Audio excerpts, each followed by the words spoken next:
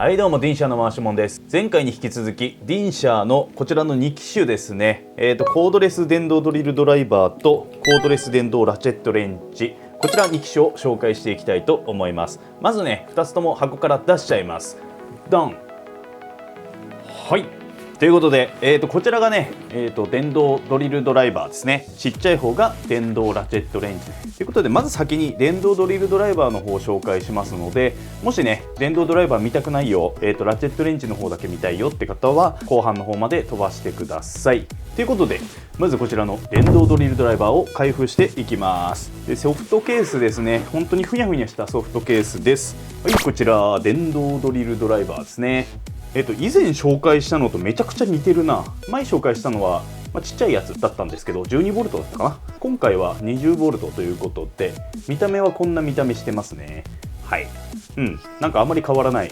むしろちょっとグリップが細くなって持ちやすくなったかなっていう感じしますね。前のはちょっと太かったんですよね。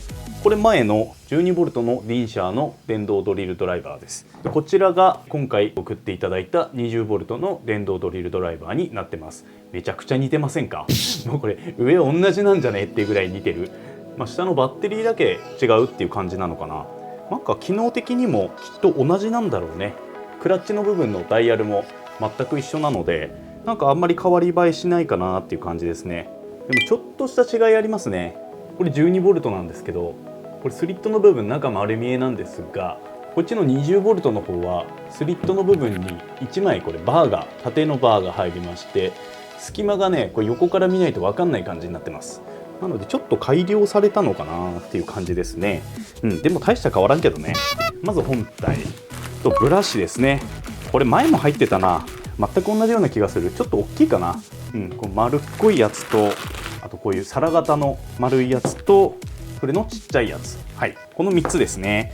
ビットがまたたくさん入ってますね。7本。おそらくまたこれ金属用と木工用と分かれてるのかな。あとほんと先っちょビットですね。種類はねこっちがプラスマイナスかな。主にプラスマイナスと、あとトルクスですね。10本かな。10種類入ってます。あと充電器。充電器これ古いタイプですね。これロゴない。いつもロゴあるんですけど、これロゴないタイプが入ってました。はい。あと説明書。ディンシャーの説明書はいつもおなじみ日本語なので割と OK な説明書ですね。それとバッテリーもいつものタイプです。20V の、2.0A ですね。小さいタイプのバッテリーが付属しておりました。もう1個あったわ。ふにゃふにゃビット。これも1本付属してます。付属品は以上かな。これで全部ですね。まとめるとケース、本体、ブラシが3つ、ビット類が各種、短いちっこいビットですね。それビットをつけるためのビット、はい、あとドリルの刃7本、これ金属用と木工用と半々で入ってますね。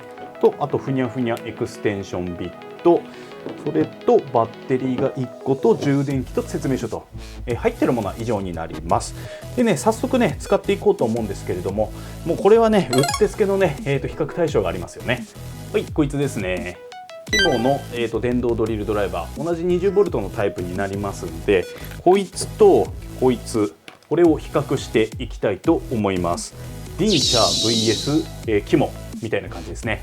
もう持った感じとかはね割と一緒って感じなんですけど、ちょっとディンシャーの方がグリップ細いかな。機能を説明しつつね、比較していきたいと思います。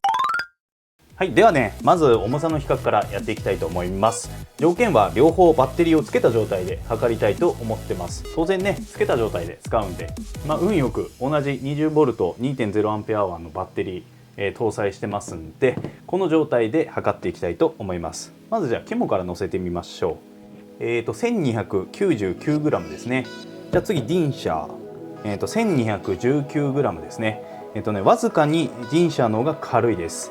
この軽さの、違いはね、グリップがねディンシャーの方が細いんですよ。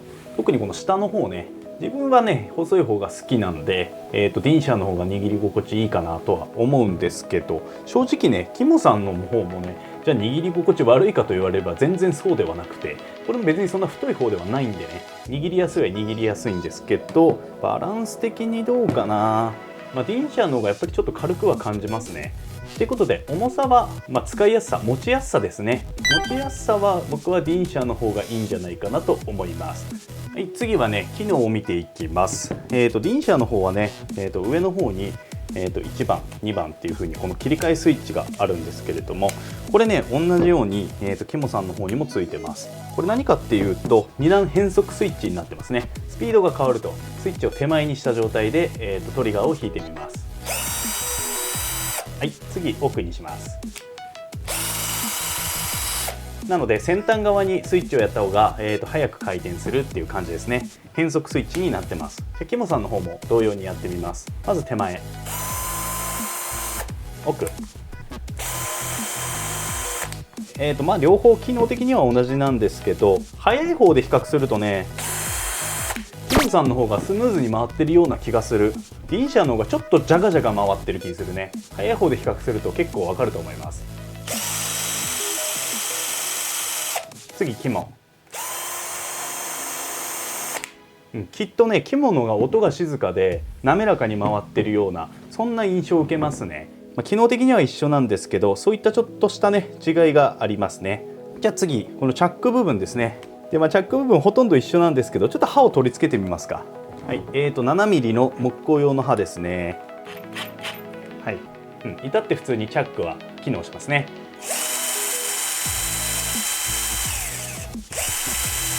そんな軸ブレもしてないんじゃないかなっていう気がします。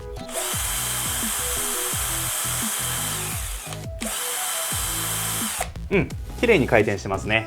では同じ刃をね肝に取り付けてみます。では回してみます。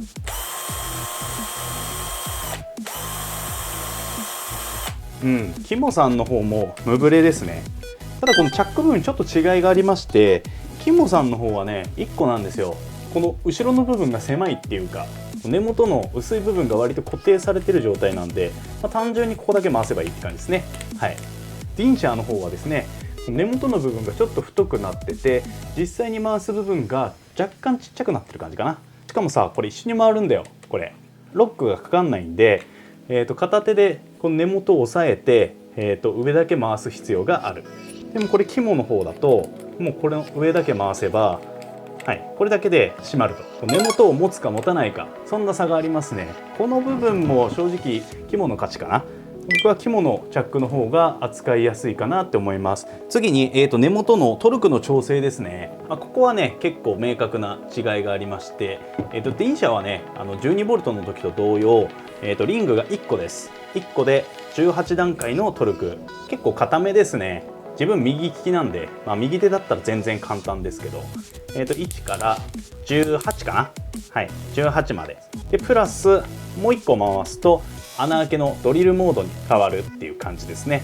なので、締め付けは18段階のトルク調整と、あとプラスで、ドリル穴開けのモードがあるっていう感じになってます。肝の方を見てみると、このダイヤルとモードのリングが、2つに分かれてますね。こっちは21段階のトルクの調整と、あと手前にモードが3段階あって、穴開けと、あと締め付けとあとハンマードリルモードですね。はい、この3つありますんで、機能的にはね肝の方が1つの機能が多い、ハンマードリルモードが多いっていう感じですね。ハンマードリルモードって言ってもね、そんな大したすごい機能でもないんですけど、ハンマードリルじゃねえな、振動ドリルだな。一応コンクリートに穴開けするときは一応振動ちょっとでもあった方が穴開けは当然しやすいかなと思いますんで、その点は肝の方が機能的には多いかな。あとこのトルクの調整ですね、21段階一応ありますんで、肝はねこのトルクの調整のリングは非常に回しやすいです。もう手をねこう下から持っても簡単に回せるって感じですね。はい。なんだけどディンシャーは結構硬いんですよ。下持ちだと結構、こんぐらい結構硬いんですよ。こうやって上からいくと楽勝でできるんですけど、そんな違いがあります。ただ、肝のモード切り替えのリングの方ですね、こっちはねバカ硬いです。はい、こっちは結構硬いと思います。これ下からだと結構大変。このモードの切り替えは本当に硬いっていう感じですね。その違いがあります。こうやって見てみるとちょっと長さも違いありますね。ちょっと肝の方が大きいかなっていう感じがしますね。ディンシャーの方が一回り小さい。なので、取り回しはディンシャーだけど機能は肝の方が多い、そんな感じです今のところ。で晴天と逆転のスイッチですね。右手で持って人差し指側を押すと晴天します。はい、で親指側こっちを押すと逆転します。はい、で真ん中の状態だとロックがかかります。回してる時だけ電池残量ですね。はい、これが光るって感じになります。あとトリガーは、無段階変速付きです。体感はね7段階って感じかな。1、2、3、4、5、6、7、8、9ぐらいまであったかな。結構無段階に近いですね。肝も全く同じ機能がついているんですけど、電池残量も含めて、同じ機能がついてます。こっちの無段階は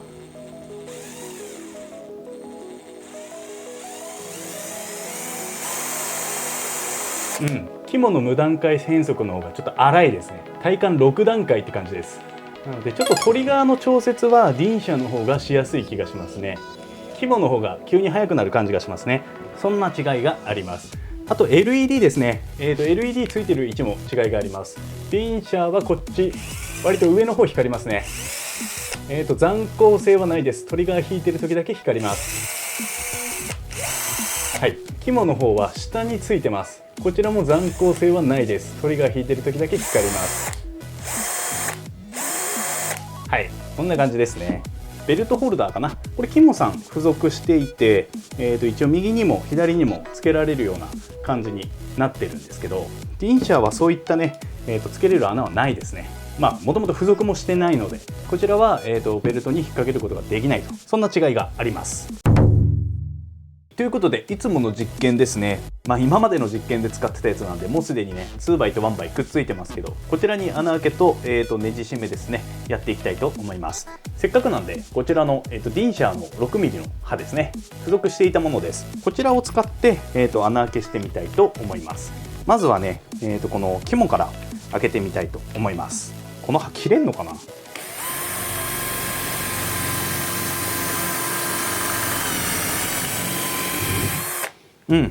全然切れる。結構それなりに使える刃が入ってる気がするんだけど、ちょっと隣にじゃあ次ディンシャーで開けてみましょうか。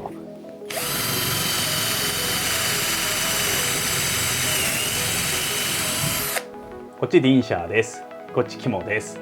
変わらんねそりゃそうなんだろうけど 20V なんでほんと全然楽勝で穴は開きますね。はい、もうゴリッゴリいっちゃうので、こんな感じで簡単に穴開けはできます。割と付属している刃でいけますね。悪くないと思います。なので穴開けは本当に問題がないと言えるレベルかな。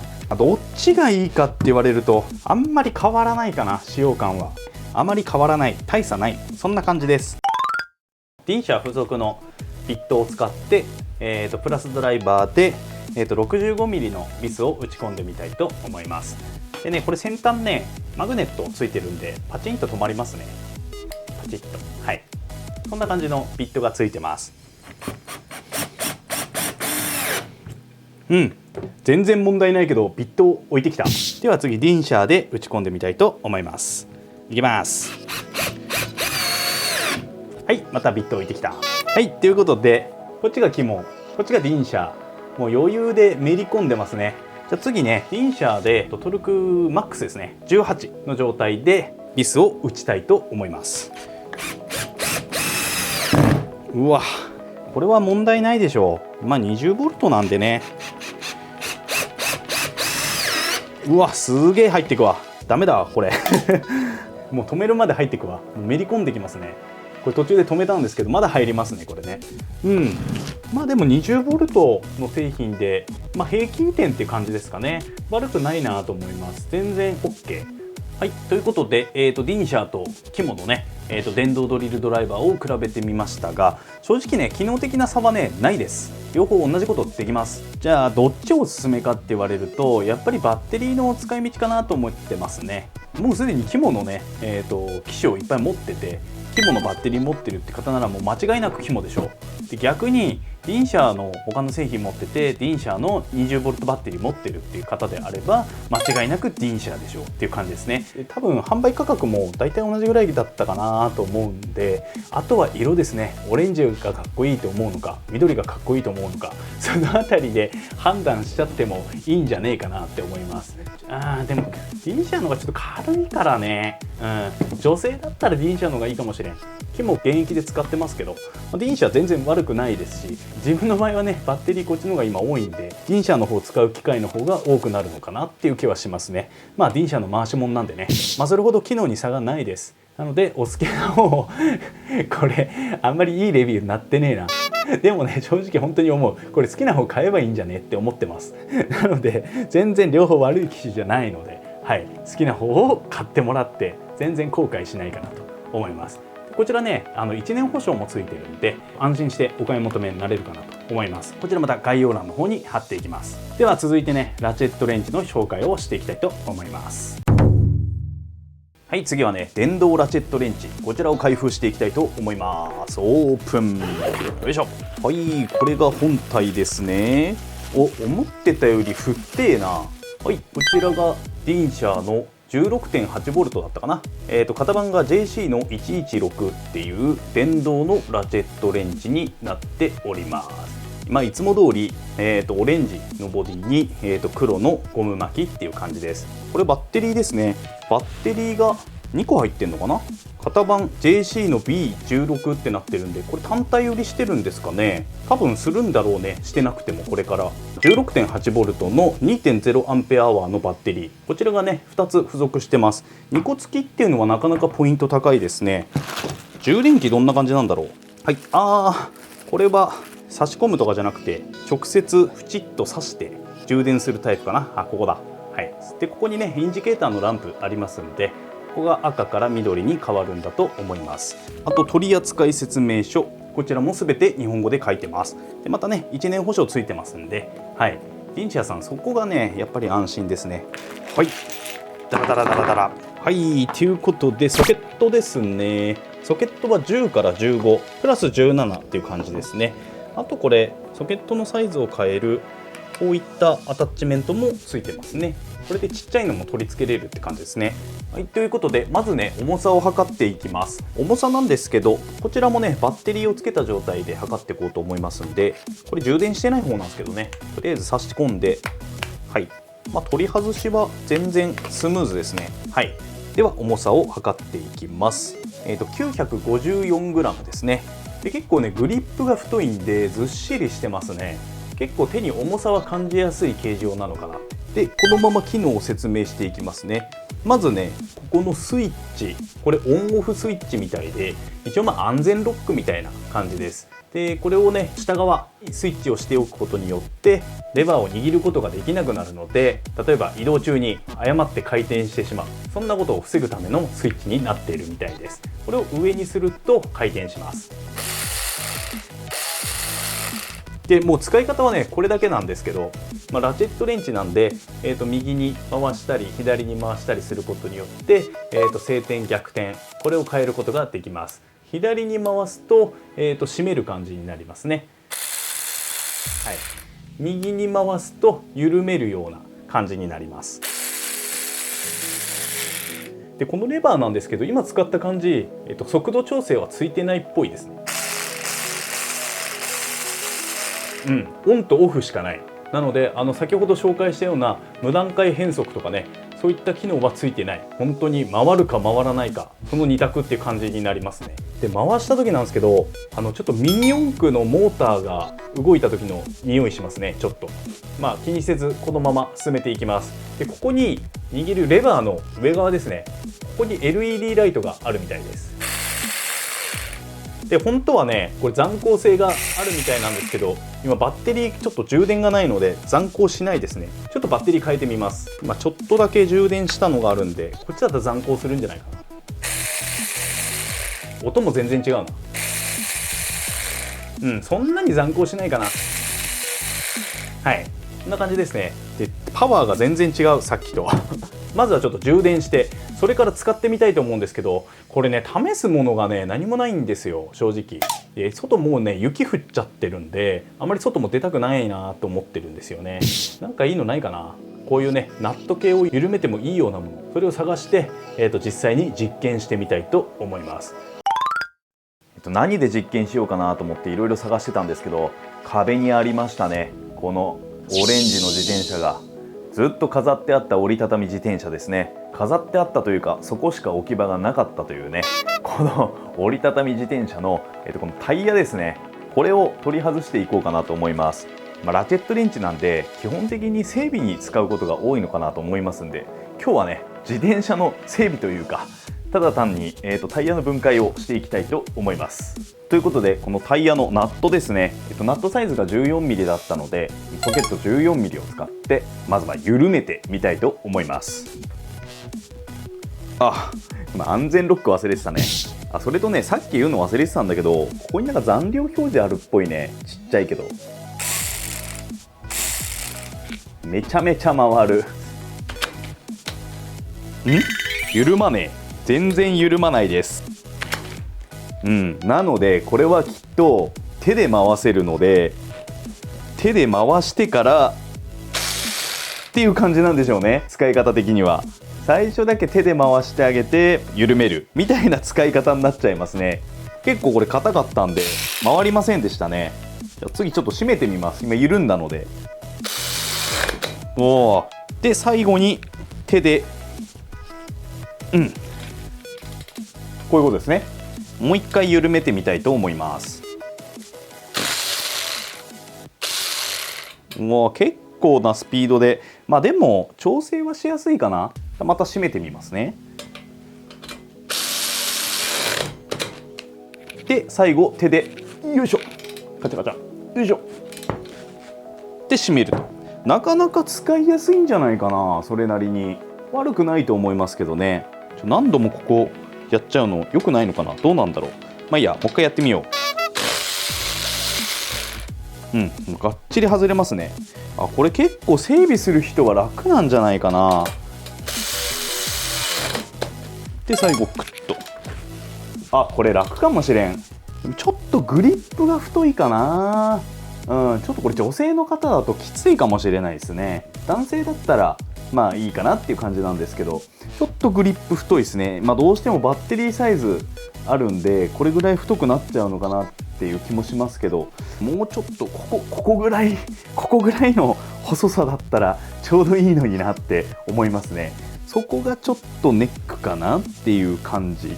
でもこれだったら右手左手問わずできるので、右利きの自分でも左手で締めれると。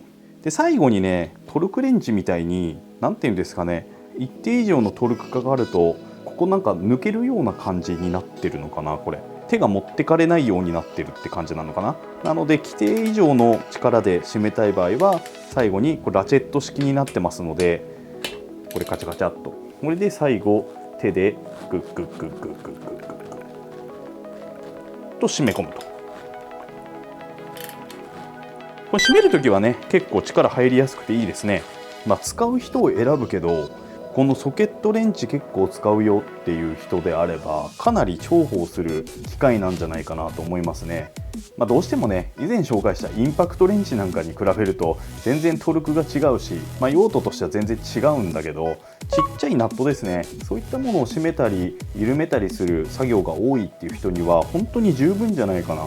これ結構プロというか整備の方でも使えるんじゃないかな。ちょっと太いかな。どうなんだろう。ちょっと耐久性まではね今回レビューできませんけど、ただどうしても緩める時とあと最後締める時ですね、それはどうしても手でやる必要があるんで、全部この機械ではいかないよっていう感じ、そんな感じのトルクですね。60ニュートンなんで。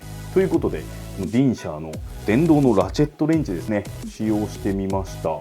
結構良かった。はい、ということで今回はディンシャーの 20V 電動ドリルドライバーとあと 16.8V の電動のラチェットレンチ、こちら2機種を紹介しました。どちらもね実用的な商品ですね。DIY で使う分には全然問題ないです。先に断っておきますけど DIY 目線で話してますからね。もう価格帯的にも決してプロ用ではないので、あくまでも DIY の電動工具として見た時に両方とも全然普通に使える。かといってここがすごい優れているっていう点は正直特にないかなって思ってます。この電動ラチェットレンチっていう電動工具自体は初めて使ったんですけど、こんなもんだろうなって、要は予想の範囲内、想像の範囲内でしたね。ただ想像通りの働きをしてくれるので、ナットを緩める締めるっていう動作が多い人にとってはすごく重宝するんじゃないかなと思います。でちょっとねこれね使ってて思ったんだけど、一番最初ね若干煙出ましたね、モーターのところから。きっとグリスかなんかが高温になって煙出ちゃったのかな。最初だけだったんですけどね。途中からは全然煙なんて出なかったんですけど、一番最初だけねちょこっと煙出るんでちょっとびっくりするかもしれないですね。ちょっとねディンシャーさんに一言物申したいんですけど、いろんな機種を出してねこの 20V バッテリーの利便性をどんどん高めていってはくれているんですけど、まずねインパクトドライバー欲しいですね。インパクトドライバー出した方がいいと思う。というのは自分はDIY やる上で一番最初の方に買った方がいい工具として丸ノコとインパクトドライバーをこの2つをね挙げてるんですよ。結構初期の頃の動画の中でお伝えしたことあるんですけど、丸ノコとインパクトドライバーですね、この2つ持ってれば割と DIY では最初の方なんとかなっちゃうので、結構ね基本的な工具だと思ってるんです。そのうちのね一つですね、インパクトドライバーがまだディンシャーさんから発売されてないということで、こちらはねちょっとね早急に作ってほしいなと思います。そうすることで他の工具のね価値も上がってくるかなと思いますので、そこはね急いで変なもの作ってもダメですけど、急いでいいものを作っていただければなと思います。今回紹介した 20V 電動ドリルドライバーと 16.8V 電動ラチェットレンチですね、こちら2機種またリンクの方を概要欄に貼っておきます。気になる方はチェックしてみてください。はい、ということで今日はこんな感じで終わりたいと思います。この動画を見てちょっとでも面白かった、参考になった方はチャンネル登録と高評価よろしくお願いします。ではまた次回の動画でお会いいたしましょう。またね。